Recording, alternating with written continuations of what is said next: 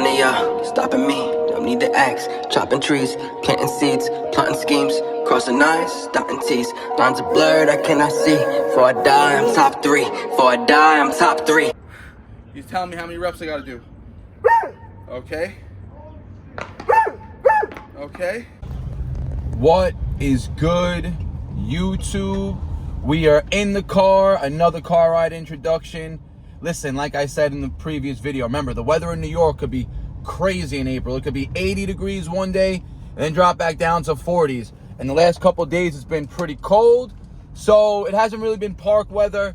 And I've really been wanting to get back on the rings again and get back into my rehab routine, ring mobility routine. I've been throwing in some sets at the home gym just randomly throughout the day, just doing some skin the cats, some deep range of motion like pelican push-ups, but really just working on shoulder mobility, not even working on the bicep or the chest aspect of the movement. So today we're actually on our way back to the gym. So like I said also previously, I'm taking a break from the strength training, but I still want to maintain the muscle mass that I put on, right? So I still want to touch heavier weights, but I'm not going to really touch them for the pull-ups, right? So today is going to be a full pull workout, more hypertrophy style. I'm still going to be doing weighted reps so I get that stimulus so my body maintains the muscle mass that it built while I was on that bulk and in my strength phase. But again, we're going to be working with lower intensities, and this is going to be a full calisthenic pull workout. So follow along, guys. And like I said, I'm going to be increasing the volume of my training now. I went from training 3 days pretty much on my strength training phase, but now I want to increase it to 4 to 5. Ideally, I want to be able to train 5 days. So I want to get on a pull, push, legs, upper, lower split. That's going to be my ideal routine for now. So today's going to be a pull day. Hopefully tomorrow we could get in a push day. And then hopefully, again, we can follow the routine with a leg day coming up. So stay tuned. I'll see you in the gym. Full pull workout. Let's get it. All right, guys. So starting the routine off today, like I said, this is going to be an all body weight or all calisthenic pull workout. So naturally, I did my standard band warm up, but now getting into the main movement, which is going to be today weighted pull-ups. Like I said, I want to maintain the size, the muscle that I put on during my strength phase. And the way that I could do that, the best way, is to still have my body touch heavy loads. I don't have to be training for strength specifically, but if I went straight into an endurance phase when it was all body weight, high reps, my body would have no reason to keep the mass that it put on because it would want to be more efficient and being lighter to be able to rep better, right? So now we're going to get into more of a hypertrophy block where I said I'm going to be increasing the volume of my training. We're going to be going 5 days a week. Ideally, I want to be on a pull, push, leg, upper, lower split, right? Allow me to get 5 workout days in, and today's going to be a pull day. So the pull work today is based everything off of a 1 rep max percentage. So remember, guys, hypertrophy rep ranges fall anywhere between 5 reps and 30 reps, right? And if you look at the literature, the scientific, notes behind it, and you look at percentages, you could base hypertrophy rep ranges off of percentages of your 1 rep max. And ideal hypertrophy percent ranges fall between 60, maybe 65%, up to about 80% of your 1 rep max, right? That means if my 1 rep max was 100 pounds, 60% would be 60 pounds, 80% would be 80 pounds, right? And obviously, if you're working at 60 pounds, you'll be able to get more reps than you would if you're working at 80 pounds, closer to your 80% 1 rep max, right? So we did 3 sets at 71.5 pounds today. 3 sets of 8 reps. 71.5 pounds is 65% of my 1 rep max. I estimated my 1 rep max to be 110 pounds. In competition 3 weeks ago, I hit 115, but I definitely lost some strength since then because I haven't focused on weighted pull-ups really. So I estimated having 1 rep max now at 110. So I did 3 sets of 8 at 71.5 pounds. That was the 3rd set. I just actually went for 1 extra rep on the 3rd set. And then here's set 4, where I dropped the load down 50% to 35 pounds, and I just hit 1 set of max reps. Right now, remember, all these rep ranges that I'm falling in are in that 5 to 30 rep range. So I hit 3 sets of 8 today with 71.5. Next week, the goal is to hit 4 sets. Once I can complete 4 sets, then I will up the weight and repeat 3 sets and then 4 sets. So that's simple progressive overload. I was able to hit 3 sets of 8 today at 71.5 pounds. There's no need for me to jump the weight up yet. Next week, progressive overload by hitting 4 sets. Today I hit 24 total reps.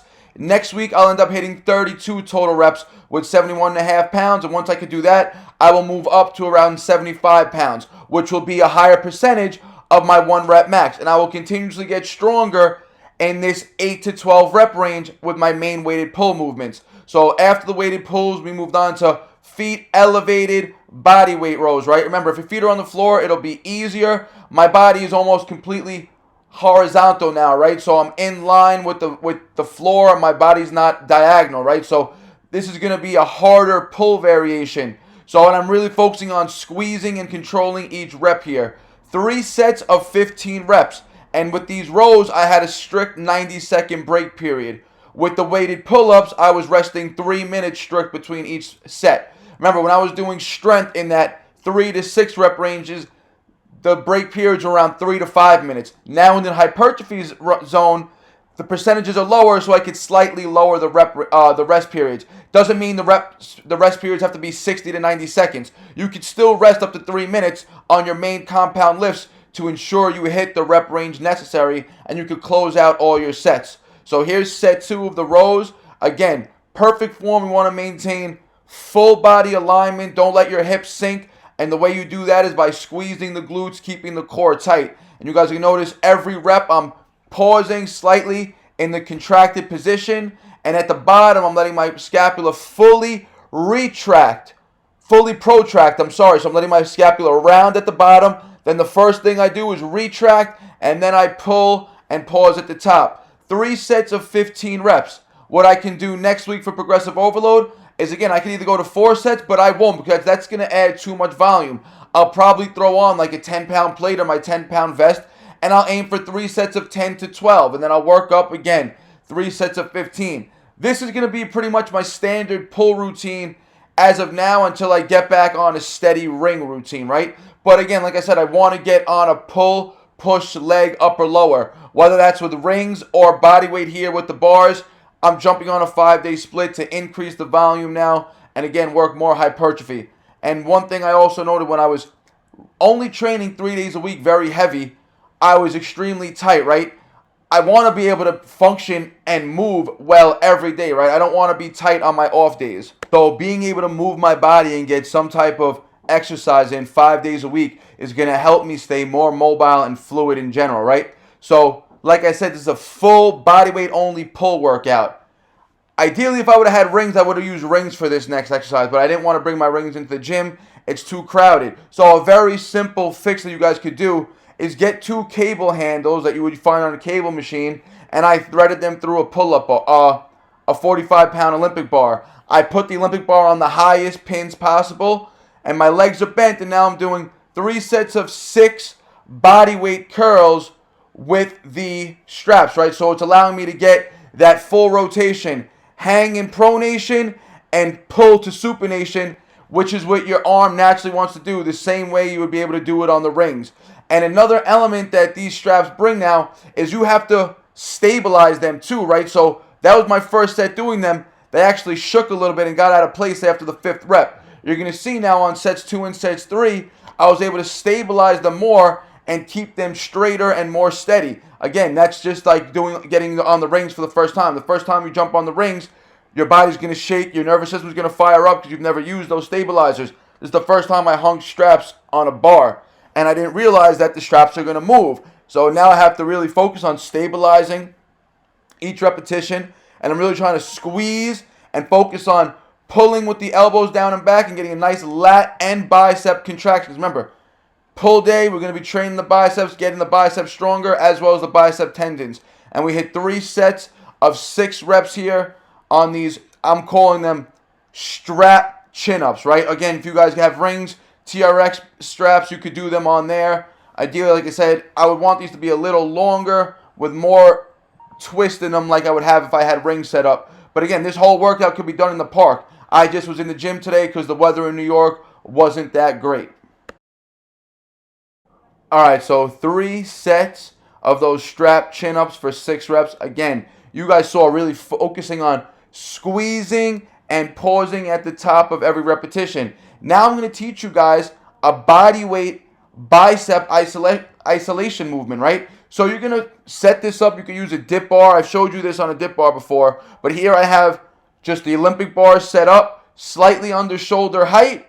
And again, guys, you want to set this up almost like if you're going to do rows, except your body placement should be higher, right? If I was doing rows, I would be pulling to my chest. Now I'm focusing on just curling or flexing at the biceps and bringing my forehead to the bar, right? So you're going to get a nice squeeze, a nice contraction in the long or in the lengthened position of the bicep. And here, just for fun, I go into some supinated, almost pelican curl variation for, again, more bicep work, right? This was just a variation that I'm practicing here. I would not recommend anyone else try this out unless you've done this movement before, right? But I've also demonstrated how you could do this on a dip bar. So this is just hitting the biceps from 2 different angles as a superset, right? So again, you want to get max reps on each one. Basically, you want to feel those biceps almost go to failure on the first movement and then burn out with those reverse grip pelican curls.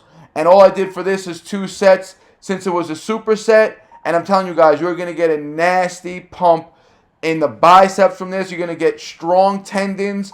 And you guys see here, I try to utilize the straps, which would be really effective if they were slightly longer and rotated a bit more. But just because the straps are actually short, I'm not getting a good rotation as I would if I was on the rings for this movement. So I went back to the bar and just kept that supinated grip, really focusing on squeezing and lengthening the bicep at the bottom, pulling to the forehead. Again, you guys are going to get a lot of blood to the biceps here, especially with the superset.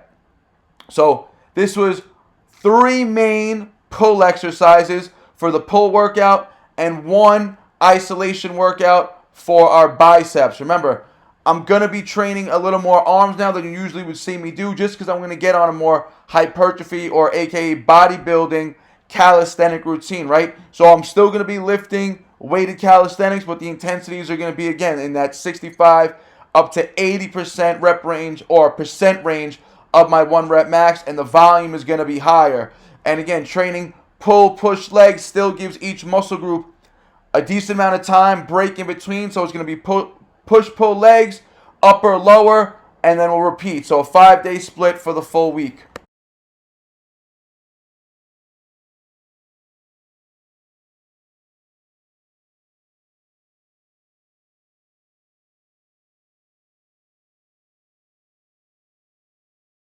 Sad story, I ain't here for a symphony, no sympathy. When I was on the bench, you wouldn't sit with me. Now I'm on the court and I'm balling, my time's coming.